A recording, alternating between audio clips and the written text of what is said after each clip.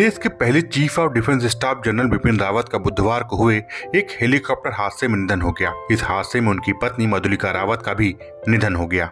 वह भी हादसे का शिकार हुए हेलीकॉप्टर में सवार थी। इसके साथ ही एक सपने का अंत हो गया जिसे जनरल रावत ने देखा था। दरअसल जनरल रावत ने सेना से रिटायर होने के बाद अपने पैतृक गांव में बसने की इच्छा जताई थी, लेकिन उनकी यह इच्छा पूरी नहीं हो सकी। अधूरी रह गई उत्तराखंड के लाल की इच्छा।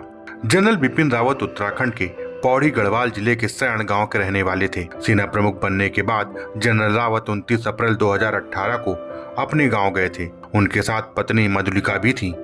उसी समय उन्होंने कहा था कि रिटायर होने के बाद वो अपने गांव में ही रहेंगे, लेकिन हेलीकॉप्टर हादसे ने उनकी यह इच्छा नहीं पूरी होने दी।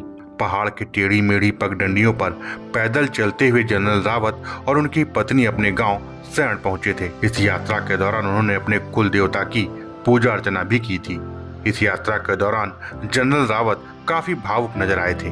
जनरल बिपिन रावत इसी महीने उत्तराखंड की यात्रा पर गए थे।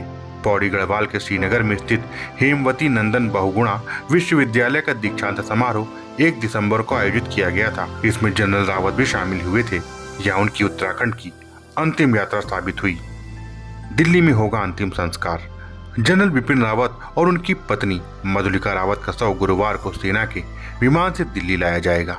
जनरल रावत के अंतिम दर्शन के लिए उनका शव शुक्रवार को उनके आवास पर रखा जाएगा। लोग सुबह 11 बजे से 2 बजे तक रावत को अंतिम सलामी दे पाएंगे। उनका अंतिम संस्कार शुक्रवार दोपहर 2 बजे के बाद दिल्ली कैंटोनमेंट के ब्रार स्क्वायर शमशान घाट पर किया जाएगा।